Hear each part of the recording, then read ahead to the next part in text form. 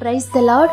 ఈరోజు దేవుని వాగ్దానము, నీవు యాకోబు గోత్రపు వారిని ఉద్ధరించినట్లును ఇశ్రాయేలీయులు తప్పింపబడిన వారిని రక్షించినట్లును నా సేవకుడివై యుండుట ఎంతో స్వల్ప విషయము. బూదిగంతముల వరకు నీవు నేను కలుగుచేయు రక్షణకు సాధనమగుటకై అన్యజనులకు వెలుగయుండునట్లు నిన్ను నియమించియున్నాను. యెషయా గ్రంథము 49వ అధ్యాయము 6వ వచనం.